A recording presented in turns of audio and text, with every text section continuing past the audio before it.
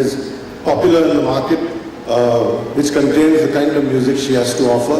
She has done it with a number of people, and she has done it with great elan and a great degree of success. اور خاص طور سے جب ہم اردو کی بات کرتے ہیں، اردو میں بھی بالخصوص جب غزل کی بات کرتے ہیں تو ماحول ہی کچھ اور ہو جاتا ہے اور سمائی ایک بالکل علیحدہ قسم کا ہو جاتا ہے. غزل جیسا کہ آپ سبھی جانتے ہوں گے، اردو کے بہت بڑے ہورائزن میں یا بہت بڑے کینوس میں ایک بہت روشن ستارے کی طرح چمکنے والی ایک اینٹیٹی ہے.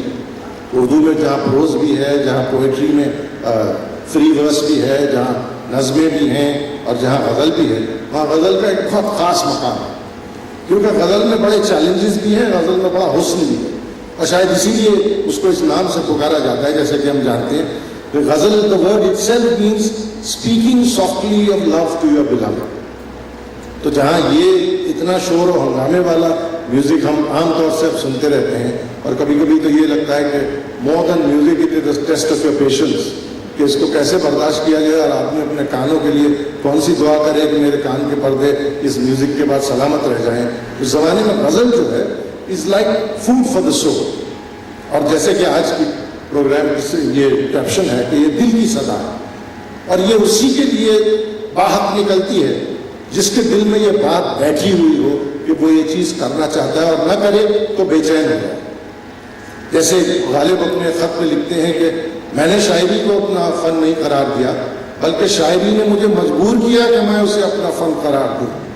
تو اگر نہ کرے شاعری تو پھر ظاہر ہے کہ وہ ایک بے چینی اندر کی ہوتی ہے جو آپ کو چین نہیں لینے دیتی. ورنہ ایز یو مائٹ نو، غالب کے خاندان میں تو سارے کے سارے مرسنری سولجرز تھے. ان کے والد بھی سولجر تھے، ان کے چچا بھی سولجر تھے، ان کے اوپر کے جتنے اور اینسسٹرز تھے they were all soldiers and mercenaries in the service of various little kingdoms in India. But غالب ہی اپنے خاندان میں ایسے نکلے جن کو اردو نے اور شاعری نے اور فارسی شاعری نے اس طرح اپنی طرف کھینچا کہ اس کی پکار پہ وہ لبیک کہے بغیر رہ نہیں سکے. Much similar to what Iqbal says, that when a poem or a couplet or a sheer is building in me, I am given to the kind of throes of pain that a woman feels when she is about to be in the labor room. کہ جب تک وہ باہر نہ آئے تب تک کسی طرح چین نہیں ہوتا. غزل گائکی، اردو شاعری یا کسی بھی قسم کا آرٹ فارم اسی قسم کی ایک ڈیلیوری روم کی پین اور ایگنی ہے جو اگر باہر نہ آئے تو آدمی کو بے چین کر دیتی.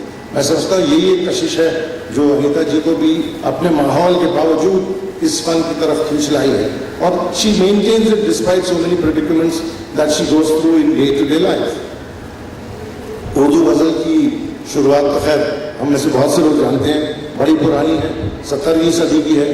اور پرانے شاعروں میں ایک بڑا نام اور بھی لوگ تھے، لیکن ایک بڑا نام ان کا ہے جن کو ہم ولی دکنی کے نام سے جانتے ہیں، کیونکہ وہ اوریجنلی دکن کے تھے، لیکن ولی گجراتی بھی کہے جاتے ہیں کیونکہ جا کے گجرات میں سیٹل ہو گئے اور وہاں پہ ان کی انتقال بھی ان کا ہوا. وہیں ان کی قبر بھی تھی. انفارچونیٹلی 2002 میں جو ہنگامے ہوئے اس میں کچھ لوگوں نے وہ قبر وبر توڑ تاڑ کے ٹھکانے لگا دی، اس میں روڈوں پہ لا کے وہاں سڑک بنا دی.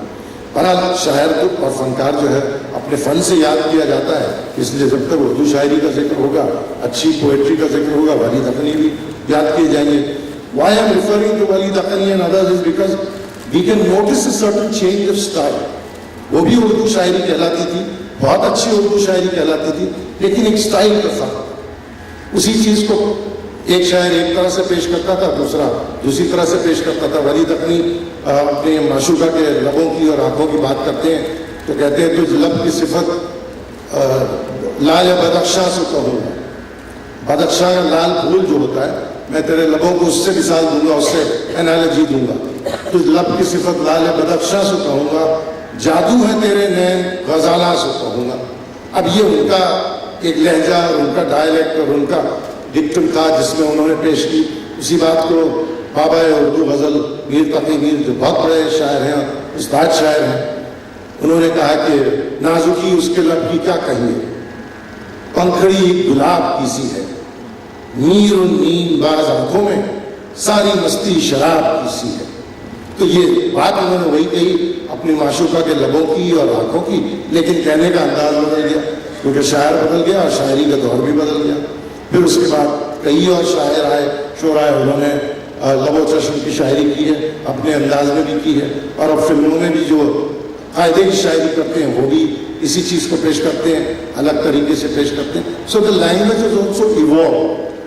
लेकिन हिंदुस्तानी आर्ट और हिंदुस्तानी म्यूजिक की एक बड़ी खूबी और एक बड़ी ताकत ये है कि जिस तरह हम जब टेंट लगाते हैं, खेमा लगाते हैं, तो सबसे पहले उसकी मेखें, उसकी जो ग्राउंड पिन्स जो है वो गाड़ी जाती है, और वो उस खेमे को, उस टेंट को कायम रखती है, चाहे कभी हवा में इधर उड़े, चाहे कभी हवा में उधर उड़े. So that tradition of Indian culture and that tradition of Indian music in particular is what keeps it grounded all the time.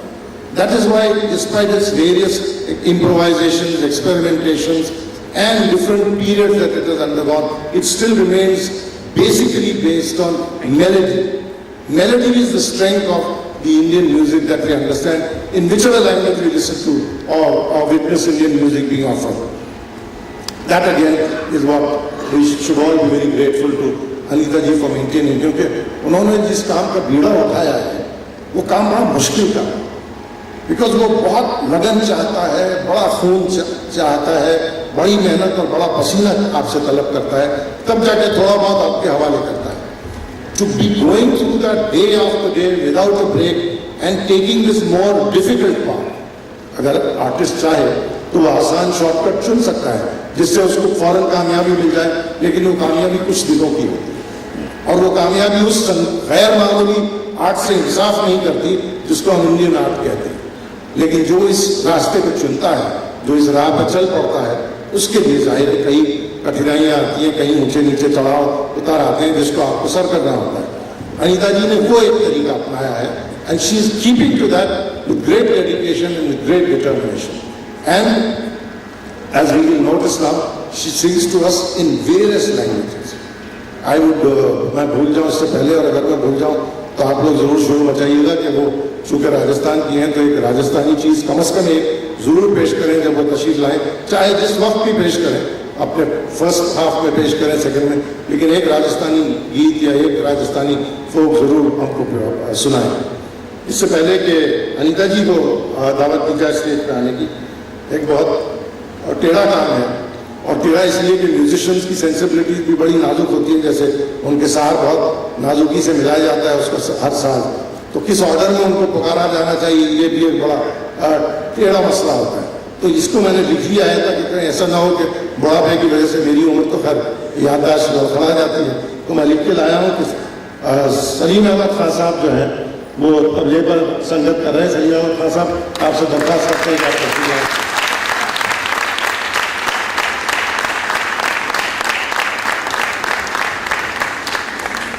मसरत पे सजा दी. इनके साथ आर श्रीधर साहब हैं जो कीबोर्ड पर. श्रीधर साहब प्लीज तशरीफ लाइए.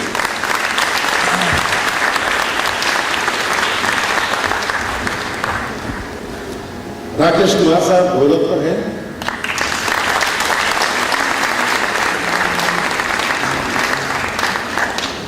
और कहीं इस धोखे में न रह जाइए कि अगली हस्ती जो आ रही है वो फिल्मों में एक्टिंग करती है, वो दरअसल लगते हीरो जैसे हैं लेकिन है बहुत काबिल म्यूजिशियन, गुलाम अली साहब जो सारंगी पर है.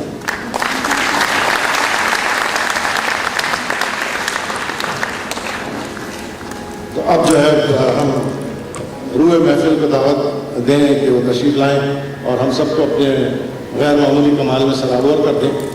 अनीता जी प्लीज तशरीफ लाइए.